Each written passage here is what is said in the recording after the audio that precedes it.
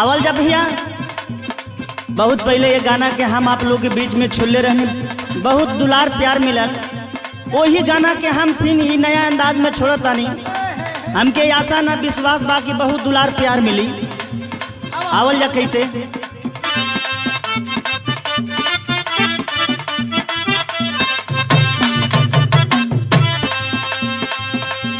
रतिया होले गरमिया ना डोले पमाना माना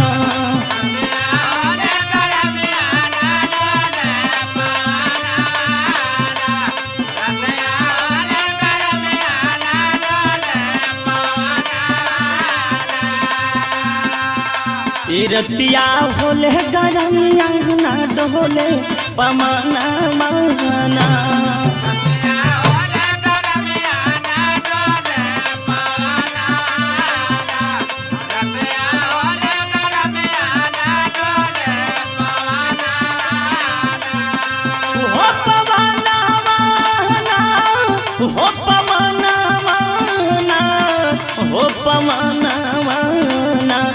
रतिया होले गरमिया ना डोले पमाना माना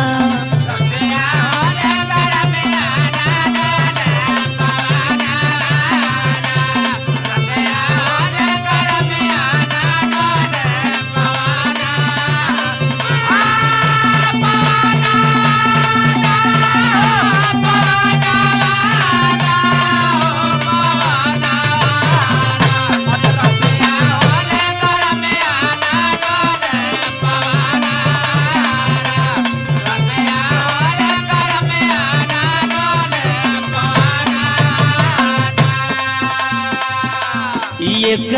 गरमी के मारे सैया सूतले दुआरे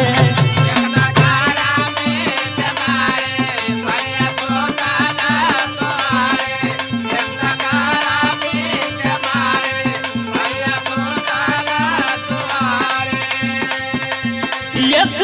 गरमी के मारे सैया सूतले दुआरे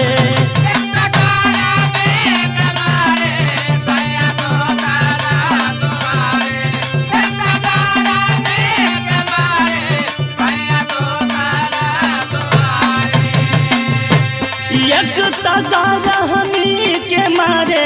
सैया सूतले दुआरे अब तह सास ननदिया मारेली मेहाना माना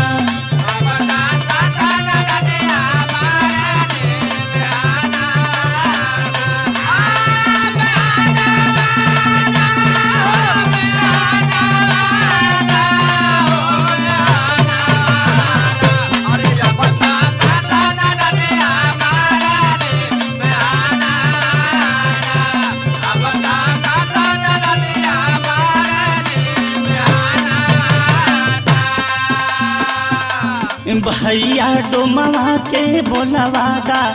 दूगो बेनिया बिनवादा भैया डोमवा के बोलवादा दूगो बेनिया बिनवादा भैया डोमवा के बोलवादा दूगो बेनिया बिनवादा भैया डोमवा के बोलवादा दूगो बेनिया बिनवादा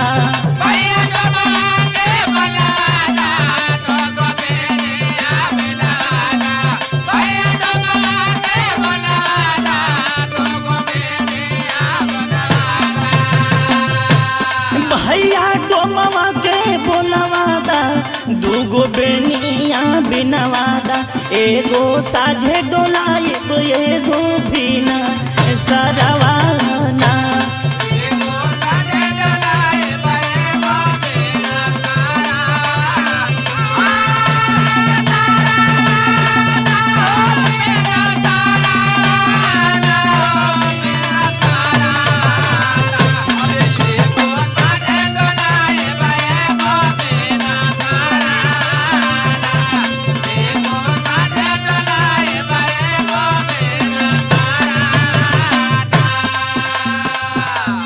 दर्जी भैया के बोलवादा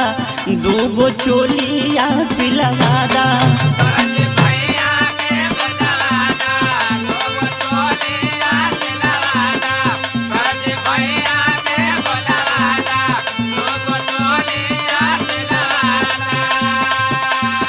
अरे जी भैया के बोलवादा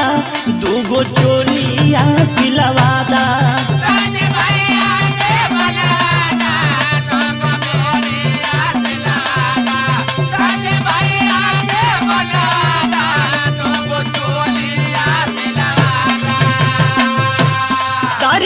भैया के बोलवादा दूगो चोलिया सिलवादा एगो दिने में पहनब एगो सारी रतिया ना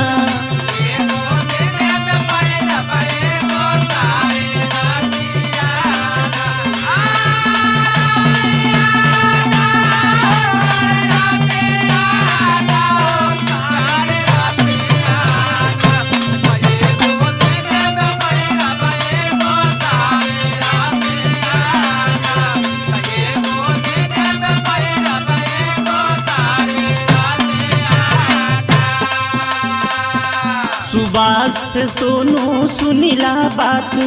तबे होई मुलाकात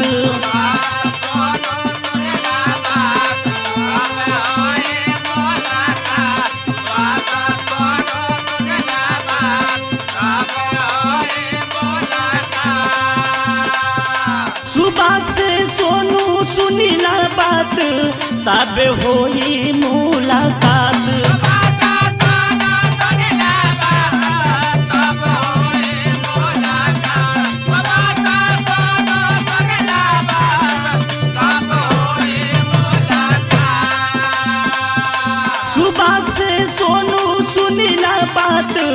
तबे होई मुलाकात एक बेर मान ले बा हमारो कहाना।